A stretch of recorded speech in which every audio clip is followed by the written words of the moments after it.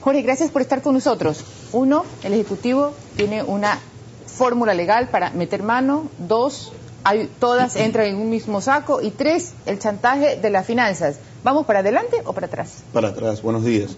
Bueno, mire usted que esta ley, con relación a la ley vigente que se le hizo en toda esta larga noche el neoliberal que dijo Correa, anula conquista y derechos alcanzados por el sistema universitario. Como por ejemplo, ¿qué anula esta nueva ley? Por ejemplo, el tema de la estabilidad laboral de los trabajadores y docentes, artículo 55 de la actual ley. La ley orgánica de educación reconoce este derecho fundamental de todos los trabajadores.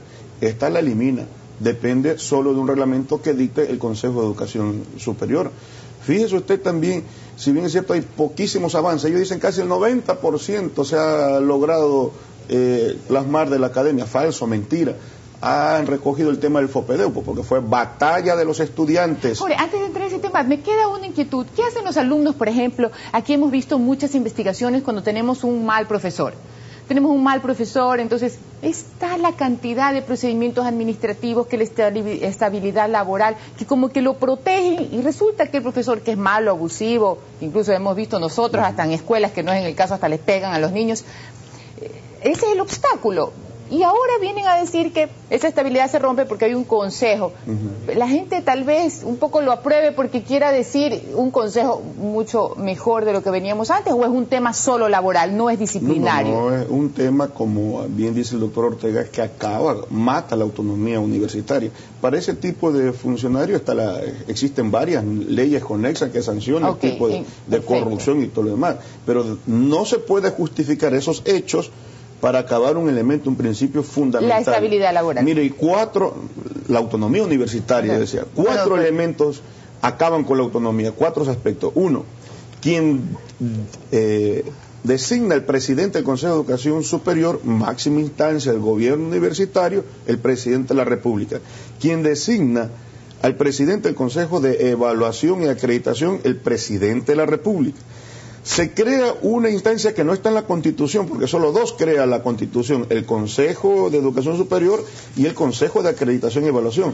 Crean una tercera en la ley, por lo tanto inconstitucional, la Secretaría de Educación, Ciencia y Tecnología. Vea usted, cáigase para atrás, que es la que define política y tiene la rectoría en el sistema educativo designado por el presidente de la República.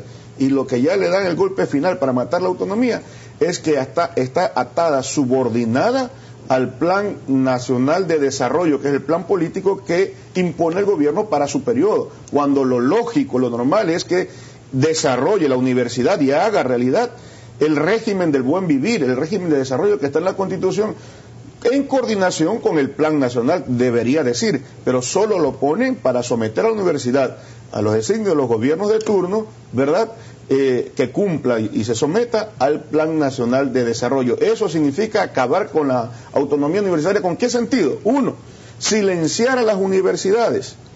Dos, desmovilizarla, sacarla del contexto nacional, del debate nacional, y sobre todo para que esté ausente de la lucha social en el Ecuador, y lógicamente imponer las políticas que viene implementando Correa. Pero lo más grave es que con esto pretende sojuzgar el pensamiento crítico de la juventud, de los estamentos del sistema educativo, y para eliminar la capacidad de levantarse frente a la tiranía, como es característica del movimiento estudiantil en el Ecuador y en el mundo. En todas partes del mundo las universidades son autónomas.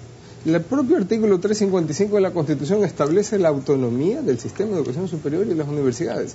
No sé por qué en la ley le damos vueltas y tratamos de conculcar esa conquista, ese derecho del mundo. La propia declaración de la UNESCO lo reconoce así. Entonces, estas cosas son las que molesta el sistema y de alguna manera es lo que buscamos, que haya suficiente concientización para que se entienda el tema. Miren el tema de financiamiento, es gravísimo. A la universidad pública no se le está dando los recursos que necesita para su desarrollo. A la universidad particular, en cambio, se la quita.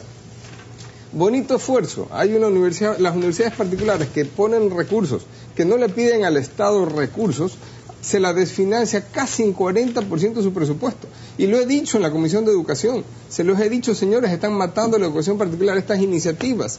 No puede usted tener un presupuesto hoy día y mañana tener 40 y 50% menos de ingresos, no lo puede financiar.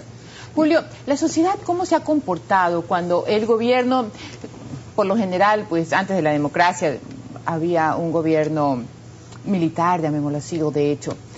Las universidades jugaron un papel importante. ¿Cómo crees tú que va a reaccionar el mundo universitario si esta ley llega a pasar? Ese es el problema. El problema es que el mundo universitario también está imbuido solamente del mundo universitario, es decir, solamente de los intereses de la universidad. Pero nos olvidamos de que el caballo de batalla, por ejemplo, del gobierno, en contra de lo que se ha mencionado aquí, de la autonomía y todo, es la mala calidad de la educación universitaria. Ese va a ser el caballo de batalla. La pregunta es, ¿qué estamos haciendo quienes integramos el proceso universitario para cambiar esa mala calidad de educación universitaria? Porque ese es el caballo de batalla, definitivamente. Claro, y también un poco, la gente también está cansada que las universidades, básicamente la de Guayaquil, porque aquí en Guayaquil no he visto más que un tema vergonzoso en la Católica, pero la Universidad de Guayaquil básicamente es donde se dan estas guerras, estas batallas políticas, y como que la gente también dice ya basta, ¿no? Pero eso tiene que ver precisamente con la politización de la educación superior. ¿Qué tú crees que ahora sea más? Ahora es peor, es peor que antes, ¿sí me explico? Entonces el punto va por ahí. A pretexto de la calidad de educación, que son malas, es un tema que todos estamos de acuerdo, que todos queremos mejorar sí, cualitativamente el proceso educativo. El problema es que a pretexto de eso se conculcan los principios básicos con los cuales debe regirse la educación superior. Carlos, pero ¿qué hacen las universidades, por ejemplo? Y esto es un mea culpa para todos. ¿Qué hacen las universidades cuando, por ejemplo, hay un silencio cómplice? Vean los periódicos ustedes clasificados. Hágase bachiller en 6 meses, termine la primaria en 3 meses, vaya solamente sábados o domingos. Y es una verdadera venta de títulos que se hace con esto. Y todo el mundo hace un silencio cómplice ante una situación que desmejora la calidad de la educación en el país. Nadie dice nada. Las universidades guardan silencio ante un hecho tan horroroso como ese, por ejemplo. Bueno, ¿qué se hace, por ejemplo, Carlos, y solamente con esto termino, qué se hace, por ejemplo, para que se termine esta vieja práctica que ha cogido la universidad de que los decanos son dueños prácticamente de las facultades y nombran a los profesores a dedo, sin sacar un concurso de merecimientos, desmejorando la calidad, porque a los que se nombran son a los alcahuetes de los decanos?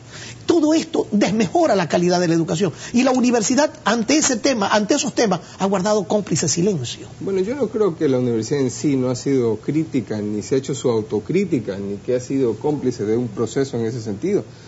Por eso nosotros sí estamos de acuerdo en las reformas que conduzcan a los mejoramientos cualitativos del proceso de educación superior y su depuración. Lo que no estamos de acuerdo es que por ese motivo resulta que ahora nos tomemos las universidades desde el punto de vista político, ideológico, que es lo que puede uno entender tras un sistema cruzado de control que tiene el sistema de educación superior. Por supuesto que tenemos que rechazar el facilismo, y es una batalla inmensa la que pueden tener las universidades para lograr realmente su mejora cualitativa. En eso nadie puede dudarlo. ¿Significa que el presidente va a meterse un poco en saber quién piensa de una manera y quién piensa de otra, y qué idea le puede sonar peligrosa? ¿A eso podemos llegar ya? Oiga, si van prácticamente al asalto, se quieren tomar por asalto la autonomía universitaria, es para al chantaje entregar recursos a las universidades que tengan posiciones a favor del gobierno. Pero mire usted, la calidad es puro cuento.